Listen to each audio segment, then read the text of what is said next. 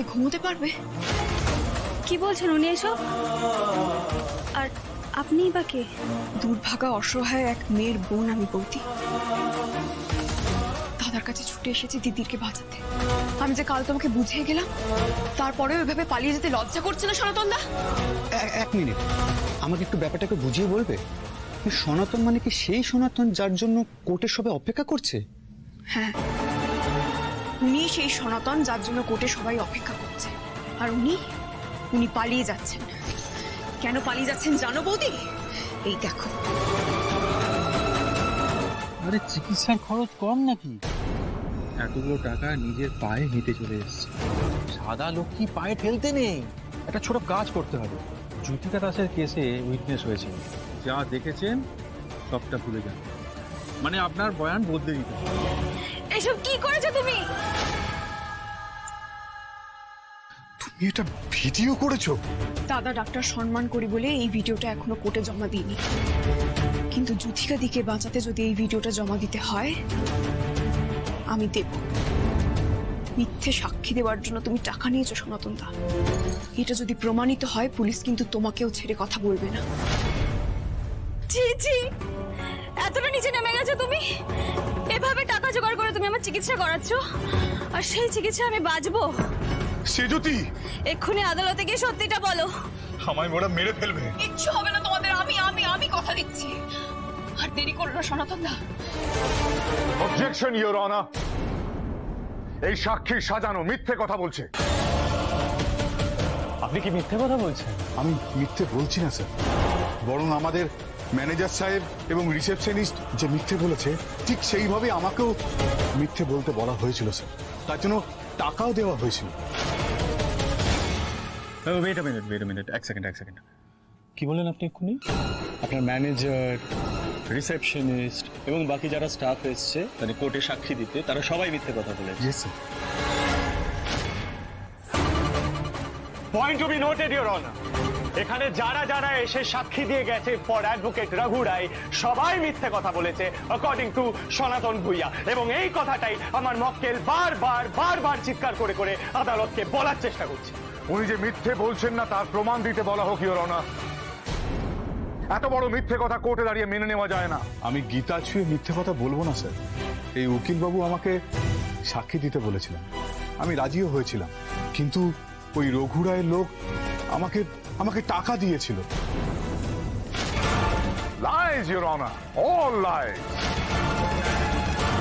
এই কেসটা শুরু হওয়ার সময় থেকেই প্রসিকিউশন আমার বিরুদ্ধে নানান রকম অ্যালিগেশন আনছে, এটাও ঠিক সেই রকমই ইওর অনার। অবশ্যই এটা আমি এতটুকু সারপ্রাইজ নই, আমি অভ্যস্ত। কারণ আমার বিরুদ্ধে উকিলরা যখন পেরে ওঠে না তখন এই ধরনেরই অভিযোগ এনে থাকে, কিন্তু প্রমাণ কোথায়? প্রমাণ আছে কোনো মিস্টার সনাতন ভূঁইয়া? আছে প্রমাণ? না হলে কোর্টে দাঁড়িয়ে মিথ্যে অভিযোগ আনার জন্য আমি আপনার নামে মামলা করব।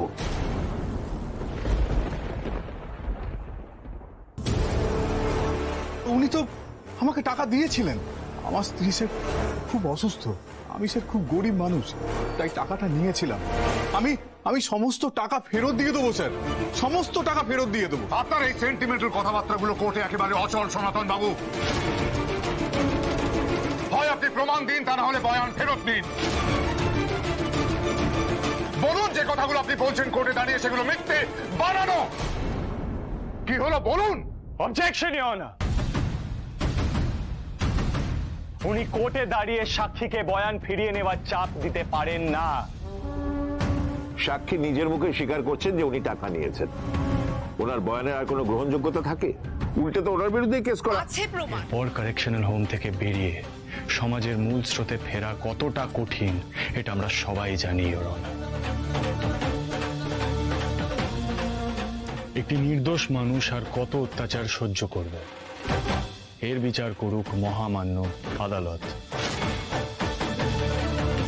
আমার মহামান্য আদালতের কাছে একটাই আবেদন, সনাতন ভূঁইয়ার সাক্ষ্যের ভিত্তিতে জ্যোতিকা দাসকে সসম্মানে মুক্তি দেওয়া হোক।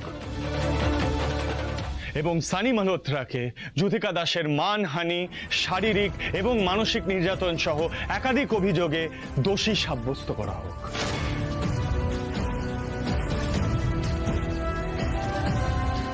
মহামান্য আদালতের আজকের রায় অনেক যুথিকা দাসকে সাহস দেবে,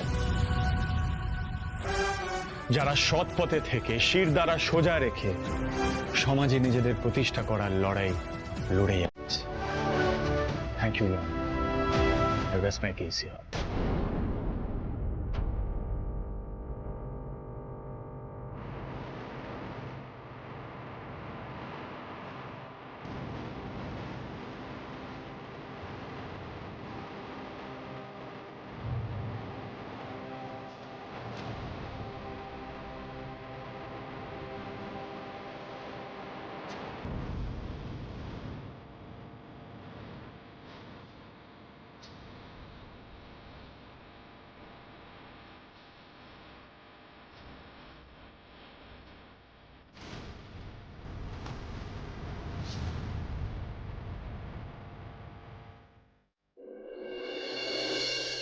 দুপক্ষের পেশ করা সাক্ষ্য প্রমাণের ভিত্তিতে আদালত এই রায় উপনীত হয়েছে যে যুথিকা দাসের প্রতি অন্যায় করা হয়েছে।